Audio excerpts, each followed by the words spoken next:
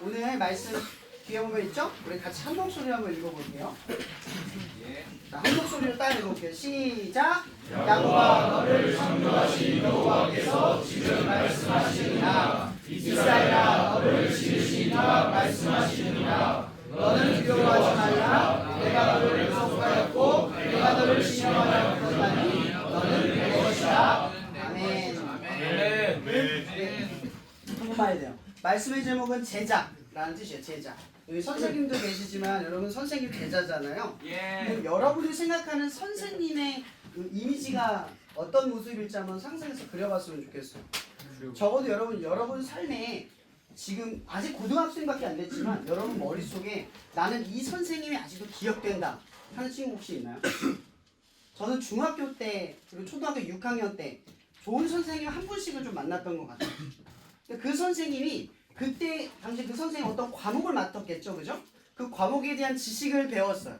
근데 그분에 대한 지식을 기억하는 게 아니라 지금 그 선생님에 대한 영향력을 기억해요. 그 선생님이 내게 해줬던 거, 그 선생님이 보여줬던 가르침, 그 인성적, 인품적인 가르침, 그게 지금까지 저는 남아있어요. 여러분들에게도 스승이 있을 거예요. 나에게 영향력을 미친 분. 그분을 떠올리면 이렇게 하면 안 된다라고 느끼게 해주는 분이 있죠. 여러분 이게 유대인들이 말하는 스승과 연결이 되어 있어요. 우리나라도 선생님이라는 그 역할이 대학의 입시를 위해서 그저 지식을 정보를 가르쳐 주는 데 국한되어 있지만 점점 그렇게 되어가고 있지만 여러분 진짜 선생님이 뭐예요? 여러분들을 품어줄 수 있는 사람이잖아요. 그죠? 인성적으로 인품적으로 올바른 길을 가게끔 영향력을 주는 사람이에요. 단지 가르침을 주고 난 그런 사람의 유튜브 그냥 영상만 봐도 상관이 없어요. 우리가 사람과 사람 간의 어떤 지식을 공유하는 이유는 지식만을 배우기 위해서가 아니라 그 선생님, 가르침을 주는 분에 대한 어떤 생각과 마음을 같이 공유하고 배우기 때문인 거예요. 유대인들에게도요, 스승이라는 의미의 이름이 하나 있는데 뭐냐면 이름이 랍비예요. 랍비. 스승이란 뜻이에요. 이 랍비라는 스승은요, 그 당시에 사람들에게 말씀만 가르친 게 아니라 아주 사소한 것도 가르쳐줘요. 예를 들어 어떤 가난한 사람을 만났는데 얼마를 도와줘야 잘한 걸까요? 뭐 이런 거. 어떤 사람이 가난한 거죠? 뭐 이런 거. 어떤 사람이 부자죠? 뭐 심지어는 부부간의 관계까지도 물어봐요. 아주 예민한 부분까지도 물어봐요. 이게 스승의 역할이었어요.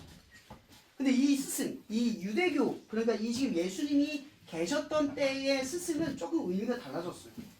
어떤 의미냐면 좋은 스승은 좋은 제자를 배출한다라는 의미가 있었어요. 그러다 보니까 좋은 스승님만큼 좋은 제자를 거둬들이려고 했겠죠. 그러면 제자로 받아들이지 못할 만큼의 사람들은 받아들이지가 않아요. 그러니까 이 당시의 사제관계란 선택된 관계라는 거죠.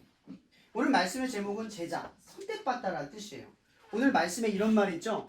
야고바라는 말이 있어요. 야고바. 성경의 창세기에 야곱이라는 인물이 나와요.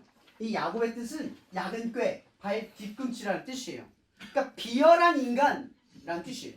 심지어 이사야에서는 이 야곱을 뭐라고 말하냐면 버러지 같은 너 야곱아라고 표현을 해요.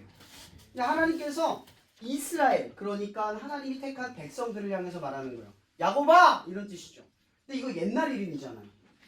이스라엘이 옛날에 개차반처럼 살았을 때 이름이에요. 그때 이름을 부르는 거죠. 그리고 이 야곱에게 부른 다음에 그 다음 뭐라 하냐면 이스라엘아 라고 다시 언급을 해주셔요. 내가 야곱을 택하였고 너를 이스라엘로 불렀다 이 뜻이에요. 이 이야기를 이제 예수님의 이야기로 가져가 볼게요. 그럼 예수님께서도 12제자를 부르세요. 12제자는 어떤 자격과 조건이 있었을까요? 예수님 제자로 부른 사람들의 조건은 뭐였을까요? 하나님의 아들 예수가 이 구원의 역사를 이루기 위해 특별히 12사도로 불렀던 12사람의 자격 조건 뭐였을까? 자, 제가 예를 들어볼게요. 첫 번째 불렀던 제자가 뭐 안드레, 여러 가지 말이 있지만 수제자가 베드로예요. 이런 베드로의 직업은 뭔지 아세요? 어부.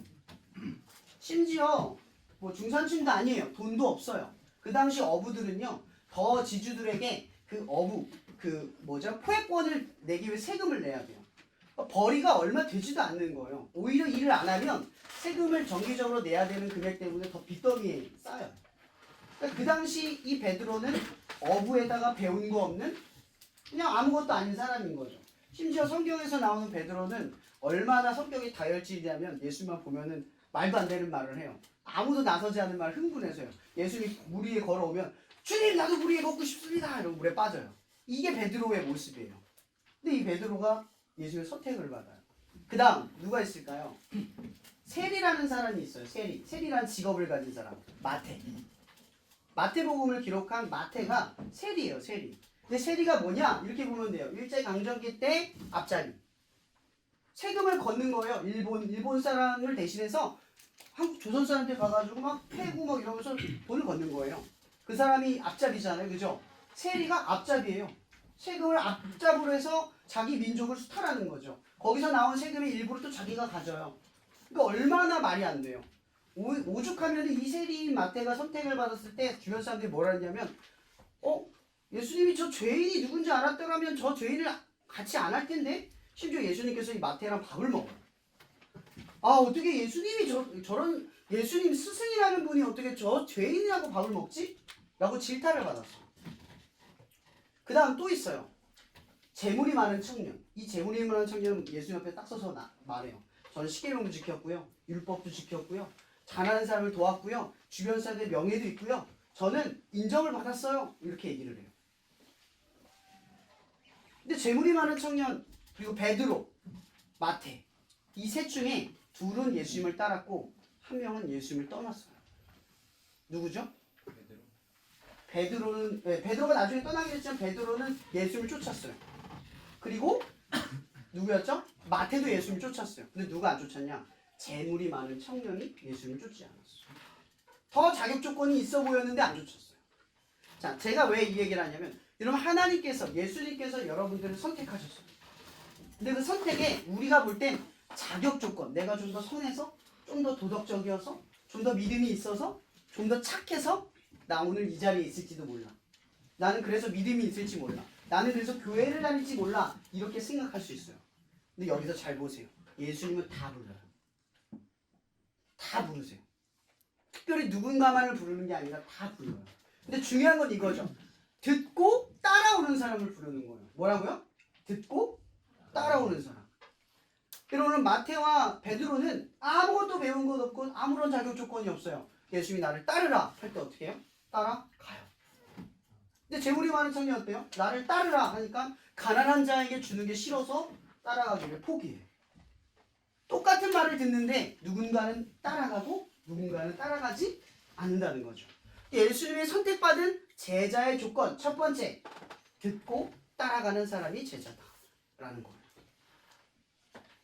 그러니까 여러분들에게 내가 하나님에게 선택받았어 할 때 내가 어떤 자격과 조건이 없다는 게 얼마나 우리에게 자유를 주는지 또 이야기를 해볼게요. 그럼 만약 여러분들에게 하나님을 따를 만한 어떤 조건이 있다 칩시다. 근데 그 조건을 믿고 계속 하나님 위해서 무언가를 했어요.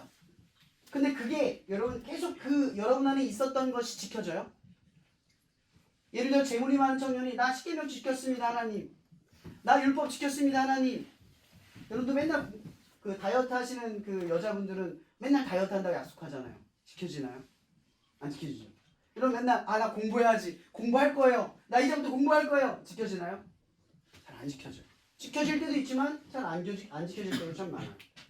우리가 인간의 의지, 그러니까 내가 가진 것을 너무 맹신하면 맹신할수록 지켜질 것 같으면 지켜지지 않아요. 근데 중요한 건 이거예요. 이런 베드로, 예수님의 제자 중에 베드로와 유다를 예를 들게요. 이런 베드로는 예수님의 수제자예요. 이 베드로가 얼마나 말을 안 들었냐면 예수님께서 심지어 이런 말을 했어요. 사탄아 물러가라! 제자한테. 되게 심한 말이거든요. 근데 이 베드로가 예수님이 십자가 매달려 죽는다는 이야기를 듣자마자 이런 얘기를 해요. 예수님 그런 일은 일어나지 않을 겁니다. 제가 막을 겁니다. 이래요. 그래서 사탄아 물러가라 이렇게 혼난 거예요. 하나님의 뜻을 이루어가는 일을 방해하지 마라. 그래서 혼난 거예요. 근데 어때요? 베드로가 예수님이 끌려갈 때 어떻게 했어요? 가야바 대사장 앞에 뺨을 맞고 침을 받을 때 어떻게 했어요? 한 번 부인하고 두 번 부인하고 세 번 욕하고 도망갔어요. 그게 베드로였어요. 그 또 다른 유다라는 사람이 있어요. 유다는 어떤 사람이죠? 예수님을 판 사람이에요. 예수님께서 마지막 최후의 만찬 밥을 먹는데 그 안에서 예수님이 이렇게 말해요. 이 그릇에 손을 넣은 자가 나를 팔자.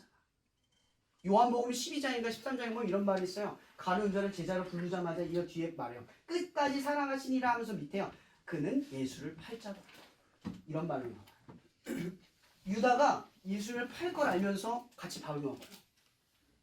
근데 예수님이 유다를 끝까지 사랑했대요. 그게 성경의 기록이에요. 지금 예수님을 따르는 사람이 어떤 사람이다? 무조건 순종적이고 무조건 말 잘 듣는 사람이 아니라는 거죠. 어떤 사람? 연약해도 상관없어요. 예수님께 잘못을 저질러도 상관없어요. 근데 중요한 건 딱 하나죠. 예수를 바라보는 시선을 거두지 않는 거예요. 예를 들어 이런 거죠. 그럼 예수님께서 오병이어 기적, 그러니까 5천 명을 먹이는 기적을 베푸세요. 근데 사람들이 이걸 보자마자 예수님을 왕으로 추대하려고 해요. 근데 예수님 그것 때문에 온 게 아니거든요. 예수님이 이 땅에 와서 죽으신 다음에 우리를 죄를 대속해서 우리를 구원하기 위해서 온 거예요. 이렇게 말하면 좀 어렵지만 죽으러 오신 거예요. 왕이 되려고 오신 게 아니에요. 우리를 대신하여 죽으러 오신 거예요. 근데 오병이어의 기적을 체험한 사람들은 예수님을 왕으로 모시려고 해서 예수님이 제자들을 먼저 보낸 다음에 예수님이 겟세마네 그 딴 산으로 올라가서 혼자 기도하세요. 그들이 떠나버려요. 이 제자들이 배를 타고 이동을 하는데 예수님께서 한참 동안 오지 않아요. 근데 한참 동안 오지 않은 가운데 갈릴리 호수에 폭풍과 일어요. 엄청 무서운 폭풍과 일어는 거예요. 근데 그곳에서 제자들이 얼마나 무서운 시간들을 보냈겠어요. 예수님께서 귀신처럼 호련히 그 바닷가를 거닐고 오시는 거예요. 막 떨고 있는데 귀신이 오는 줄 알고 막 무서워하고 있는데 나다 이렇게 얘기를 하는 순간 제자들이 마음에 평정심을 또 말해요. 근데 베드로는 항상 오두방정이에요. 뭐라고 말해요? 주시거든 나를 물 위로 걷게 하소서 이런 말을 해요. 항상 오버액션을 하는 친구예요. 예수님께서 뭐라고 말하냐면 베드로에게 말해요. 걸어라. 근데 베드로가 여러분 그거 아세요? 베드로가 오두방정인지는 몰라도 최초로 예수님 다음으로 물 위를 걸었던 사람이에요. 맞죠? 베드로가 물 위를 걸어요. 비록 풍랑을 보고 물에 빠졌지만 물 위를 걸어요. 이건 우리도 똑같아요. 물 위를 걷는 건 누구의 능력이에요? 베드로의 능력이에요? 누구예요? 예수님의 능력이에요. 예수님을 보고 걸었더니 걸은 거잖아요. 그죠? 근데 이 베드로가 폭풍을 보자마자 서서히 빠져요. 뭐가 잘못된 거죠? 예수를 바라보는 시선이 폭풍우를 바라보는가 빠지는 거예요. 능력이 사라지는 거예요. 근데 성경에 보면 서서히 빠졌다고 표현을 하고 있어요. 베드로가 빠지고 있어요. 근데 베드로가 뭐라고 얘기했겠어요? 앞에 주님밖에 없잖아요. 뭐라고 말해요? 주여! 이렇게 얘기를 하는 거예요. 주여 나를 건지소서. 그러자마자 예수님의 손이 베드로의 손을 붙들어요. 그리고 베드로를 끄집어 올립니다. 그러면서 혼내요. 믿음이 적은 자야. 또 혼나요. 여기서 제가 말하고 싶은 이거예요. 보세요. 이런 베드로, 유다, 수많은 제자들이 있어요. 허물도 있고 반복하다 포기하고 낙심하고 여러분이 하나님의 자녀답지 않고 내가 말씀 제대로 못 지키고 살아가는 것 같아도 중요한 건 이거예요.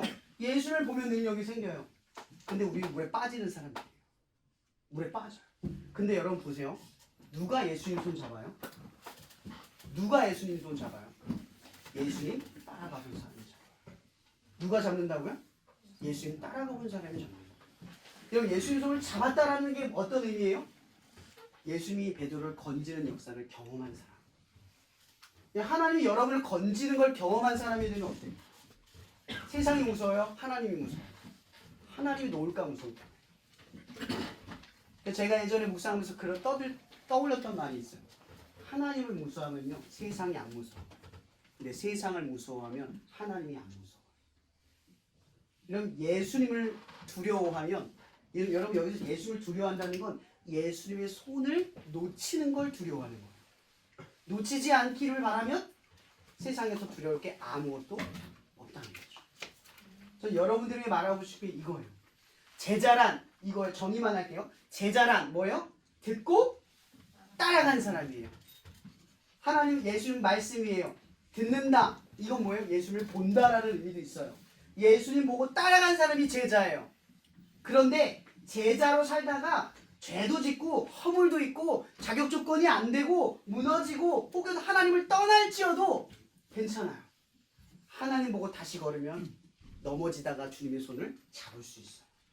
그러니까 우리가 제자로서 살아갈 때 딱 하나만 기억하면 돼요. 주님을 보는 게 제자예요. 떠나도 보는 게 제자예요. 끝으로 이 말로 마칠게요. 탕자 이야기 기억나요? 탕자 이야기가 있어요. 아버지가 돌아가시지도 않았는데 아버지 재산 달라고 하고 먼 이방으로 가버려요. 그럼 여러분 아버지가 죽지도 않았는데 재산 달라고 하면 그 사람이에요? 사람 아니잖아요. 그래서 성경에서 탕자라고 그래요. 탕자. 근데 그 탕자가요 이방 땅에 살다가 거지가 돼요. 친구들이 다 자기 버려요. 돈 없으니까. 그리고 돼지가 먹는 열매, 쥐염 열매를 먹다가 이렇게 비참함 속에 떠올려요. 뭘 떠올려요? 아버지께로 가면 괜찮아요. 이것만 기억하세요. 이것만 기억하세요. 탕자도요 아버지께로 가면 될 텐데를 기억하는 순간 회복이 일어났어요. 여러분들은 하나님의 제자입니다. 다 까먹고 잃어버리고 방황해도 하나만 기억하세요. 누구한테만 가면 돼요? 예수님한테만 가면 돼요. 그것만 잊지 않는 여러분이 되길 바랍니다.